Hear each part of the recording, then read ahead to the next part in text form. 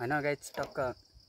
घरमा फ्यामिली अलि धेरै छ भने हैन बाइकमा अटेन नि गाइज हैन एउटा गाडी छ बब्बाल आम्बा 22 लाखको कन्डिसन एकदम बब्बाल छ 50 जना हालेर कुडाइन तान्छ हैन